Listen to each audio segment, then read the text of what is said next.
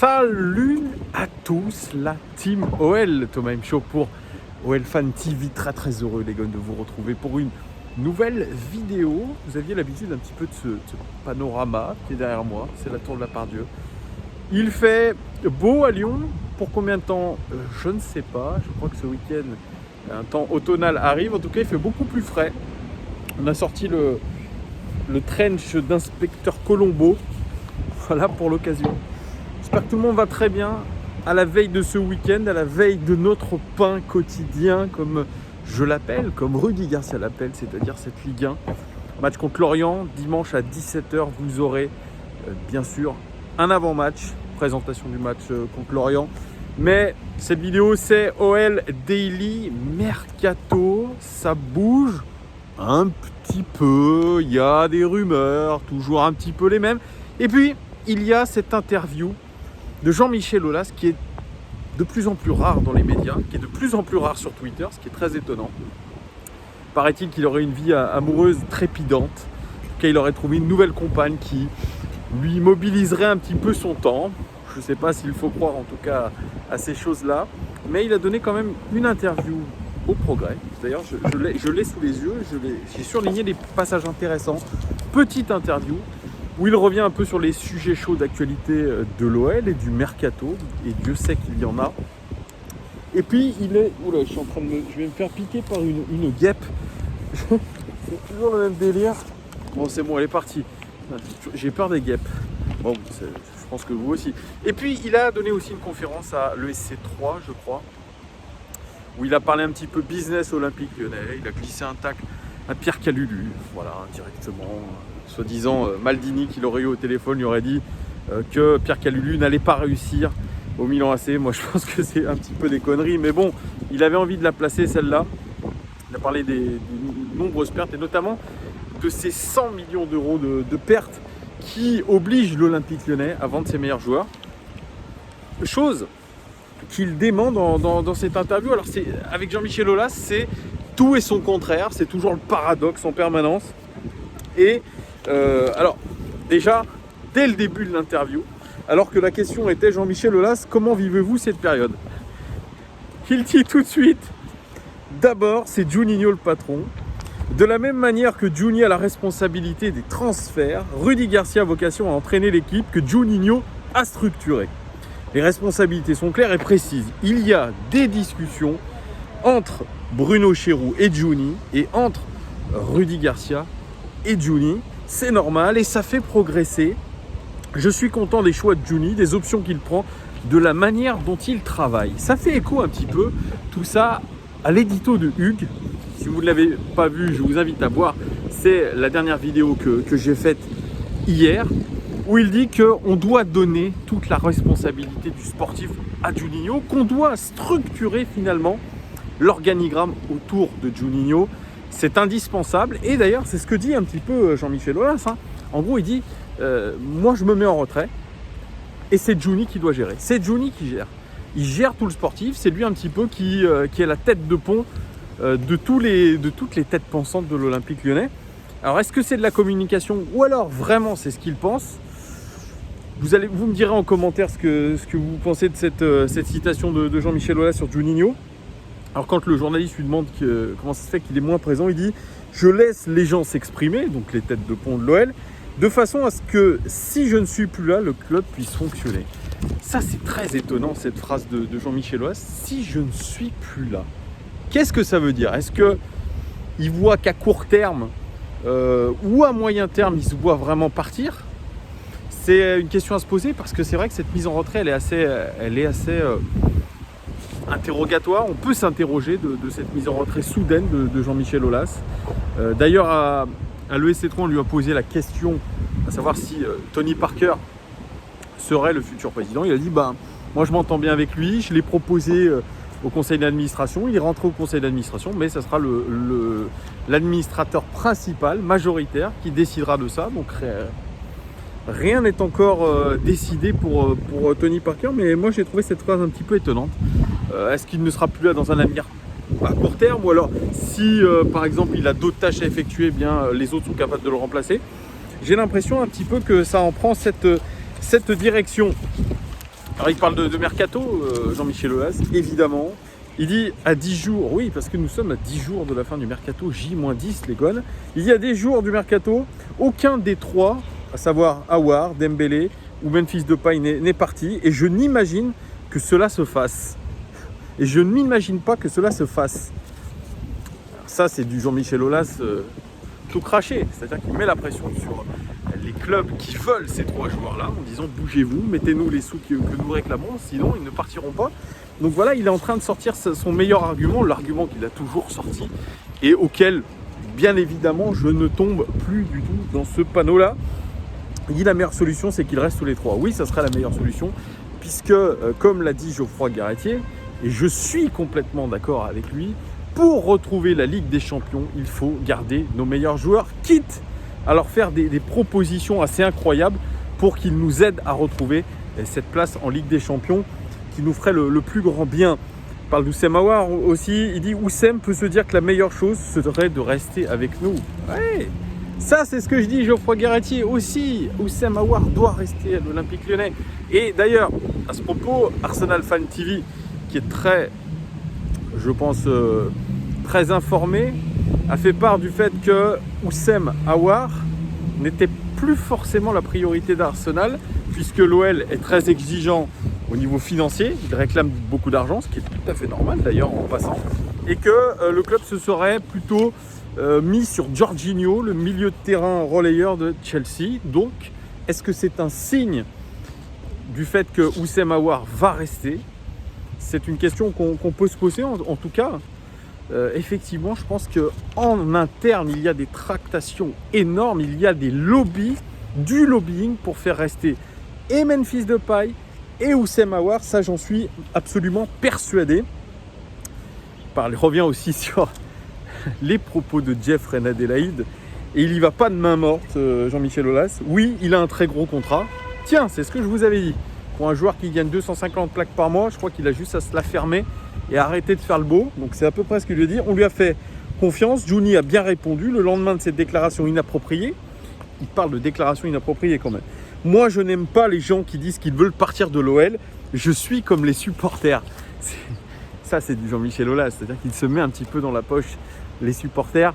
Il tacle Jeff Renadelaide d'une sacrée manière. Et il parle de quelque chose aussi qui est important, qui pourrait aussi sceller le sort de Jeff Renadelaide à l'OL. Il dit que, en gros, c'est pas sûr que l'OL et Jeff Renadelaide se rabibochent. Il dit pas sûr, ça peut, mais ce n'est pas sûr parce que voilà, on a besoin d'une équipe performante et aussi qui a très bon état d'esprit. L'image de marque de Juninho, c'est que l'état d'esprit est aussi important que le talent. On doit jouer la Ligue des Champions la saison prochaine, c'est pour ça que je ne veux pas laisser partir tous les joueurs. En gros, on dit, c'est vrai, c'est ce qu'avait dit Juninho, mais c'est ce qu'il n'a pas dit dans sa première déclaration après ce qu'a dit Jeff Renadelaide. C'est cet état d'esprit. Il avait dit, si des joueurs de l'OL ne sont pas en adéquation avec l'état d'esprit, ils doivent partir. Et là, Jean-Michel Aulas le recadre un petit peu Juninho en disant, c'est ton image de marque. Donc, si c'est ton image de marque, si tu es cohérent avec tes propos, Jeff Renadelaide doit partir. Et je pense que c'est ce qui va se passer très prochainement. Je pense que Jeff Renadelaide va partir, peut-être du côté de Rennes. Rennes a augmenté son offre, 28 millions d'euros proposés à l'Olympique Lyonnais, offre refusée. Même montant proposé par le Hertha Berlin, le nouveau club de Lucas Touzard. Bref, ça devrait se passer, je pense, dans ces alentours-là. Quelque chose comme 28, 29, 30, peut-être un peu moins de 30 millions, mais avec fort pourcentage à la revente. Donc, Jeff Renadelaide, bye bye. Voilà, c'est ce qu'a dit Jean-Michel Aulas. Alors, quand il part mercato, il dit qu'effectivement, l'OL est intéressé par Facundo Pellistri. Par contre, c'est difficile. Le joueur est intéressé pour venir, c'est ce que dit Jean-Michel Aulas, mais il y a quelque chose qui est un petit peu déficit, c'est que vous savez, les saisons, c'est pas je crois que c'est en année civile, je crois, du côté de l'Uruguay, et Peñarol ne peut pas se permettre aussi de laisser partir un joueur comme Pellistri tout de suite. Ça serait peut-être pour une arrivée plutôt en janvier, ou peut-être même en fin de saison régulière du côté de l'Uruguay. Donc c'est un dossier qui est un petit peu compliqué à finaliser, mais je pense que l'OL est bien parti là-dedans. Il dit aussi qu'ils suivent un Milanais, Paqueta, dont on dit Paqueta qu'il viendra. Il s'est en tout cas arrangé au niveau salarial avec l'Olympique Lyonnais. L'OL serait d'accord avec le Milan sur l'indemnité de transfert qui serait aux alentours des 30 millions d'euros. Mais ça dépendra d'un départ ou non de Memphis Depay ou d'Aouar. Donc ce dossier Paqueta risque de bouger ou risque de ne pas bouger, on verra. Ça dépendra vraiment, c'est le jeu des chaises musicales, c'est à peu près ça. Et il valide le fait qu'on était sur Alexander Sørloth, l'attaquant norvégien dont je vous avais parlé la semaine dernière dans une précédente vidéo OL Daily Mercato, mais il a signé à Leipzig. Jean-Michel Aulas qui dit mais de toute façon c'est pas grave, on a d'autres idées. Voilà, je vous parle pas aussi de Nicolas Fontaine, voilà, qui était en réserve à l'OL, qui était prêté à Las Rosas en Détroit espagnol, malheureusement pour lui.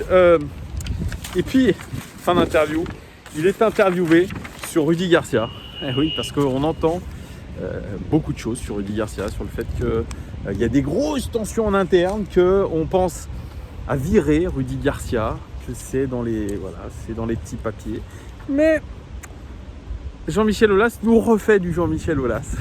Ce même Jean-Michel Aulas qui nous avait dit mais non, il n'y a aucune, c'est impossible que Rudy Garcia vienne chez nous. Je vois beaucoup de conneries. Rappelez-vous, c'était dans l'équipe d'Estelle juste avant que Rudy Garcia signe. Là, il dit Rudy est avec nous. Il a été cité parmi les 10 meilleurs entraîneurs d'Europe, ce qui est vrai. 7e entraîneur UEFA quand même pour son parcours en Ligue des Champions. Ça rentre un petit peu dans le marketing de Rudy Garcia, dans ce personal branding, ça c'est vrai. Il dit des fois, des infos s'inventent, c'est triste. On ne va pas répondre à des bêtises. Rudy Garcia est et sera notre entraîneur, c'est clair. Nous allons avoir une très belle équipe. La méthode Coué, la fameuse méthode Coué qui disait, vous savez, je peux vous dire, Canal Football Club, je peux vous dire que nous serons en Coupe d'Europe et mon petit doigt me dit que ce n'est pas à celle à laquelle vous pensez. Sacré petit doigt, Jean-Michel Aulas. Donc non, je ne le crois pas sincère sur cette déclaration-là, loin de là, on le sait. La pression, elle est sur Rudy Garcia. Et évidemment que ces 2 prochains matchs, contre Lorient, contre Marseille, seront décisifs pour l'avenir de Rudy Garcia, décisifs pour notre avenir, parce que à la fin de ces 2 matchs, nous saurons à peu près de quoi notre équipe sera composée. Le lendemain, ça sera la fin du mercato. Vous voyez, doucement, mais sûrement, on avance les pions du côté de l'OL. Je ne vous ai pas indiqué aussi une rumeur. Voilà, c'est la rumeur de Gianluca. Gianluca, qui est soi-disant l'un des meilleurs aux entraînements, mais qui est que très peu utilisé par Rudy Garcia. Il ne serait pas fan du joueur. Voilà, c'est tout simplement ça. Je sais pas, alors peut-être qu'il a une personnalité un peu bizarre. C'est un jeune garçon qui s'aime beaucoup. Rappelez-vous, quand il est arrivé à l'OL, il se prenait en photo devant son miroir sur Instagram en montrant ses pecs. Il s'aime beaucoup, il a les dents très blanches. Et il fait très attention à son image, peut-être plus attention à son image qu'à son football. C'est en tout cas ce qu'il véhiculait comme image. Mais bon, il s'est mis au boulot, il s'est mis au travail et apparemment il est bon aux entraînements. Il nous a très rarement déçus quand même quand il est rentré, Gianluca. C'est un garçon, je pense, qui a une belle marge de progression. Mais Rudy Garcia ne se dit pas qu'il pourrait être intéressant cette saison dans notre effectif. Et c'est pour ça que lui et ses agents réfléchissent à une porte de sortie. Surtout en France, actuellement, on a parlé Strasbourg. Dans le fameux deal avec Simakan. Simakan, bon, ça reste en stand-by encore. Ça n'a pas l'air d'être fait. Et puis là, il y a l'option bordelaise. Ça serait un prêt avec option d'achat pour Gianluca. Bordeaux prendrait l'intégralité de son salaire en charge. Voilà, ça sent un petit peu le départ pour Gianluca. Beaucoup s'interrogent sur ce choix-là. Parce que c'est un joueur quand même qui, auprès des supporters, garde une petite cote par rapport à ce qu'il a montré sur le terrain.